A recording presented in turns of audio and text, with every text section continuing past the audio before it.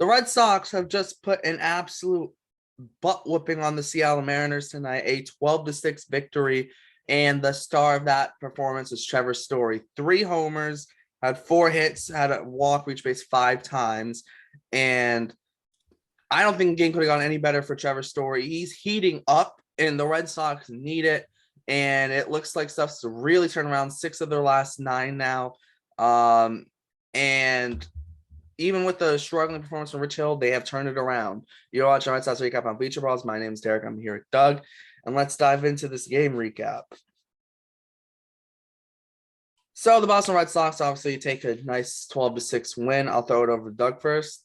Trevor Story, just go ahead.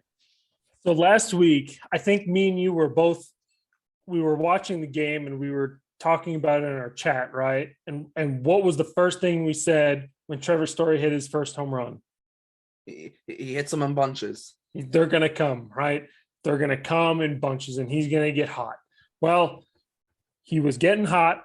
He had 2 before tonight? Yeah. He had 2 before tonight. So now he's up to 5. That is insane. Follow Bleacher Brawls on Twitter. I tweeted his line out. 4 for 4, 5 runs, 7 RBIs, 3 home runs, a walk, and a stolen base. Oh, by the way, he's 5 for 5 in stolen bases, which is something that we did not have last year. Christian Vasquez led the freaking team in stolen bases. How can you not love and admire the performance he gave today? We were down 4-0, and he tied it up. Both of his home runs made it 4-4. Every one of you out there, Red Sox fan or not, but mostly Red Sox fan, who were crucifying this guy because he had a slow start. Well, we're going to get receipts. We're finding him. We're going back. We got the boys working. We got the Bleacher Brawl boys working to find those receipts, and we're going to roast you all because Trevor Story has arrived. He's here. He's going to be a monster. Go. Yeah. I mean, here's the thing with Story. Everyone's got to remember, it was an extendedly short spring training for him, way shorter than anyone else. And then he also had the food poisoning right at the end of that Yankees series to open the season. None of that helps his case to getting off to a hot start, which obviously he didn't. So, but you can see why it happened. And it's nice to see him heating up, and it looks like he's heating up, and the team is heating up as well. Trevor Story, obviously, the 3 homers today, amazing. Only the 3rd Red Sox second baseman to hit 3 homers in a game. Last one to do it was Dustin Pedroia, and you see Bobby the link Doerr before him, right? The only person before him was, I can't remember off the top of my head. I'll Pretty sure it was Bobby Doerr. Yeah, probably. But yeah, but you see Pedroia was the last person to do it at second base for the Red Sox, and now Trevor Story is doing it. I mean, there's your link. There's your 2 great second basemen. There's that great second baseman the Red Sox have needed since Pedroia has been injured. They haven't had that, and now they have it with Trevor Story. And it's massively important to have too, because it's one of the key positions in the field. Defensively, it's up there with right near shortstop. Defensively, it's important. It's important offensively, because the league's only getting better offensively. You can't have a black hole at second base anymore, and especially with Jackie Bradley Jr. in right field.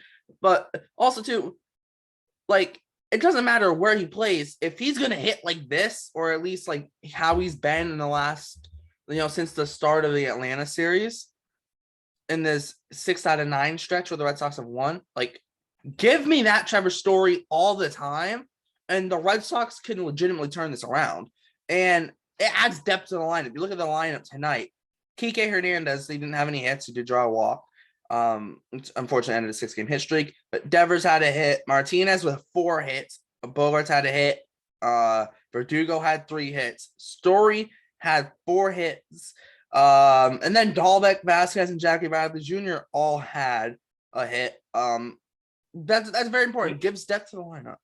Who broke a 6-game hit streak? Kike doesn't have a 6-game hit. He had a 6-game hit streak coming into tonight. No, he fucking didn't. Yeah, sorry. No, he did not.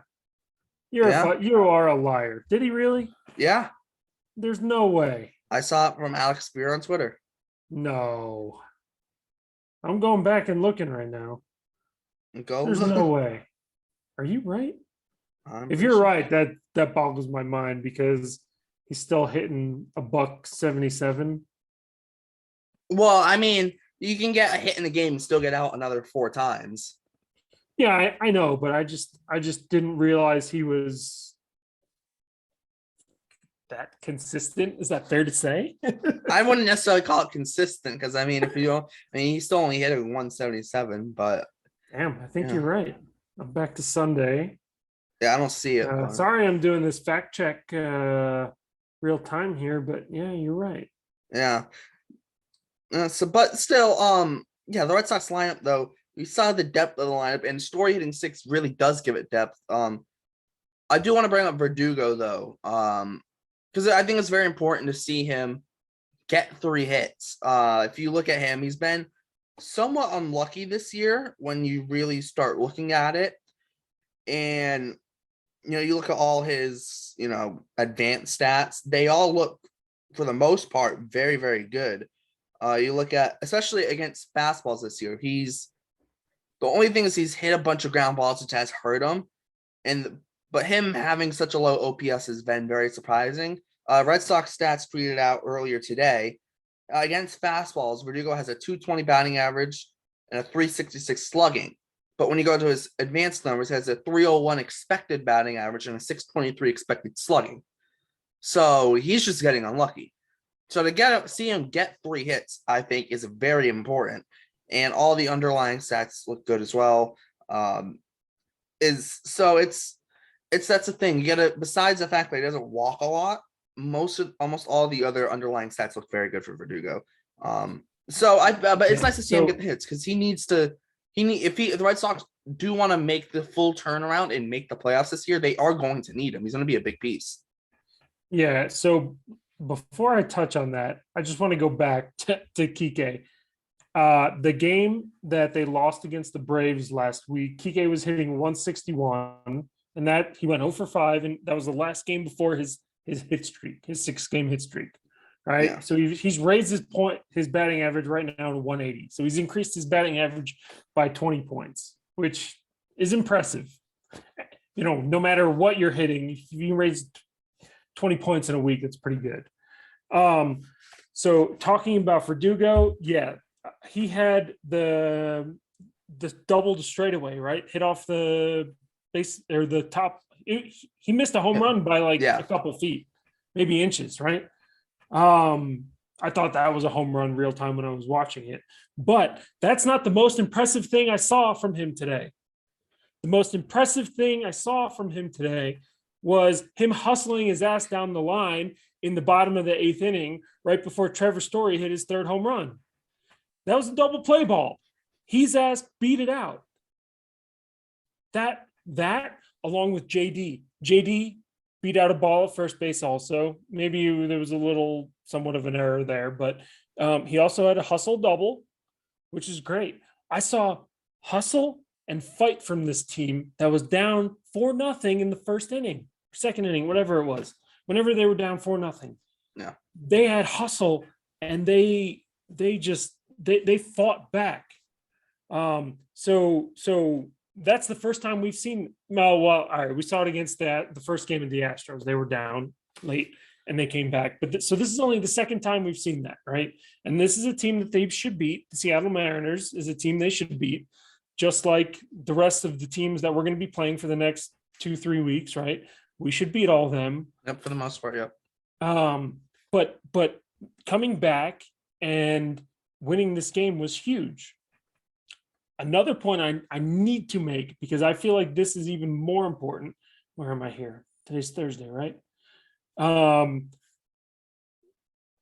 What happens when your hot guy isn't hot, right? So Devers still had a hit, right? But your other hot guy and Bogarts had a hit also, right? So they each have a hit today, 1 for 5, right? They didn't really contribute much to the game. No runs, no RBIs. However, 3 people picked up the slack here. JD, Verdugo, and Story picked up the slack when your 2 main workhorses didn't do so much, right? They didn't have terrible games. They didn't pop an offer, but they didn't really contribute. And on the other half of the ball is this is probably, well, their second worst pitching performance in recent memory, right? Of course, Nate's issues the other day, but Hill did not have a good game today. 6 hits, 4 earned runs, a walk, 2 strikeouts, 56 pitches, 35 for strikes, and 2 innings pitched, right? So what happens? All season, we've been seeing great starts that are wasted with no offense, right? To back it up. Now you get the opposite. And the thing that's even more important is the opposite. When you have a shit pitching performance and your bats pick you up.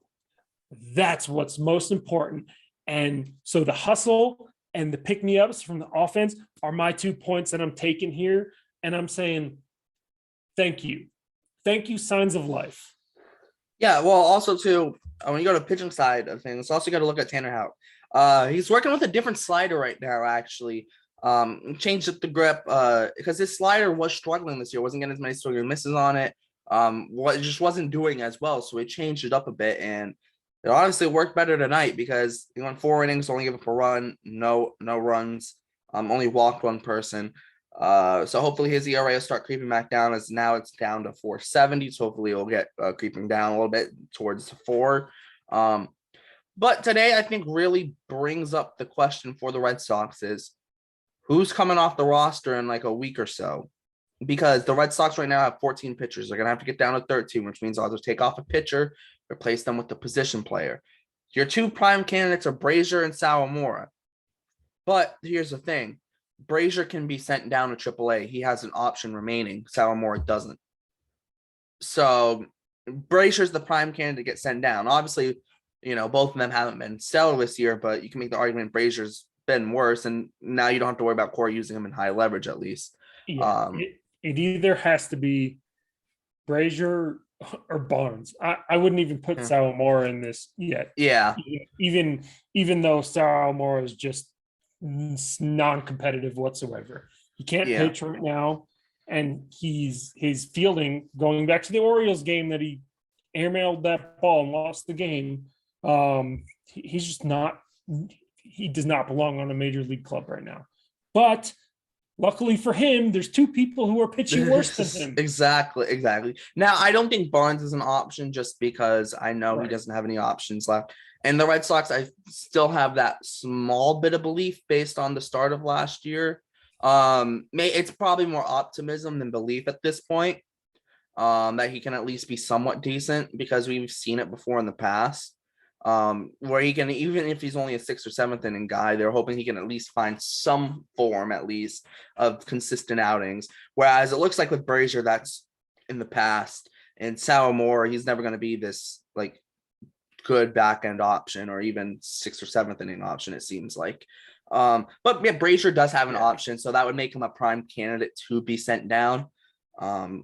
As he's still in, I think he's still in arbitration, even though it seems like he's been in the big leagues forever. But because he hopped around kind of early, he didn't get much service time early in his career. He still doesn't have that much service time. He's still in arbitration. So does arbitration carry into this year? Because if it does, he should be paid less. Yeah, he's on Brazier's on arbitration. It's a joke. Yeah, Brazier's on arbitration this year. Yeah, no, it's a joke, but because how with the COVID, with last, the late season, they should take into account what shit he's done this year for what they gave him last year. For what he's owed. Yeah. They make the arbitration case. All right. Yeah. Well, relievers he's sucking this year. He should get paid less. The relievers don't get much anyways. Well, he should get even less. Yeah. Before we wrap this up, though, let's go to the Mariners side of things real quick. Mariners lineup did put up 10 hits. A good game from Julio Rodriguez, the J-Rod show. He had 3 hits, including a solo shot in the 9th inning. I hope he's finding his footing. At least, let's not have him go off against the Red Sox. But for baseball, I hope he finds his footing, because he's going to be a very exciting player in the league. And the Mariners, they had a couple other guys sprinkle some hits in. Eugenio Suarez had a hit. Had 2 hits. But the big thing I want to focus on the pitching side for the Mariners. And when you roll out a guy as your starter like George Kirby, he's only had 2 big league starts. Has he looked very good in those 2 big league starts? Yes, he has. But every starting pitcher who first comes up to the big leagues has that roadblock start where they get hit hard. For the most part, they do. Everyone has it at some point.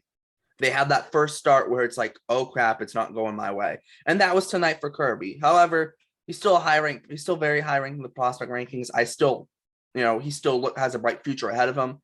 But he's looked dominant, and it was good to see the Red Sox jump on him because he looked dominant in his last 2 starts. Hold on. It wasn't the Red Sox who jumped on him. Yeah, Trevor Story. It was Trevor Story who jumped on him, right? Yeah, that is true. That's like buzzsaw meeting an immovable object, right? So, yeah. I mean, Trevor Story just had a great game, and maybe he would have done it against everyone.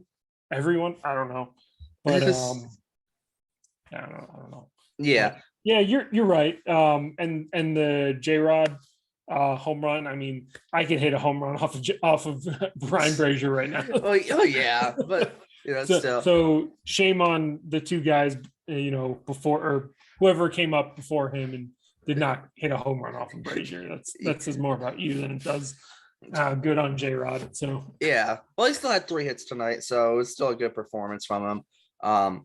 He did put the wrong date on his signature on the wall inside the Green Monster, though. So that was kind of a funny tidbit from social media today.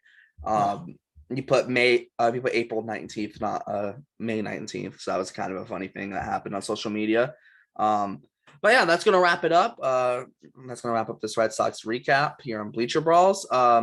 Make sure to check out all our other recaps. 6-3 in the last 9. Yep, that is true.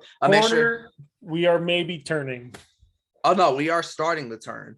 It started, but sorry to cut you off, but 6-3 in our last 9. It's gone. It's very good. Yeah, I was actually just gonna get to that real quick, but make sure to check out all our other game recaps as we've been reacting to all these games on this run. So make sure to check out all our game recaps down. They'll actually probably just check them in the channel. Just hit our channel and check them all out. Also, make sure to check out our video that went up on Wednesday on the Brain Bayo prospect pipeline. He looked stellar in his first outing in AAA, so make sure to check that out. Check out our video from Monday that was on the Angels. Are the Angels legit contenders? Make sure to check that out. We will have a video that will come up later today on the AL Central. Who's going to win the AL Central this year? Find out my pick in that for that later today. That video will be up at 2 p.m. Eastern. And then next Monday, we have a video on the New York Yankees. Can they keep up their hot start? We'll see if they can. We'll see if they can't. Find out our reactions to that then. And then also on Wednesday, we'll have a Brandon Walter prospect pipeline. So check that one out. And obviously, we'll have more game recaps after every single game. They'll be up at 7 in the morning, the day after each game. So make sure to check them out. Down in the description, go look at the Bleacher Brawls website, follow the Twitter, Instagram, all that stuff. All the crew's Twitters will be down in the description as well. So make sure to check that out. We'll throw some other links down there too. The podcast link should be down there. If not, just keep an eye out on our Twitters for it. If it's not down there yet, because we're going to be throwing our first podcast out there. So that's going to be a fun one. So make sure to listen to that when it comes out. And yeah, that's going to wrap it up. My name's Derek. I'm here with Doug. This is Red Sox recap on Bleacher Brawls, and we'll see you next time.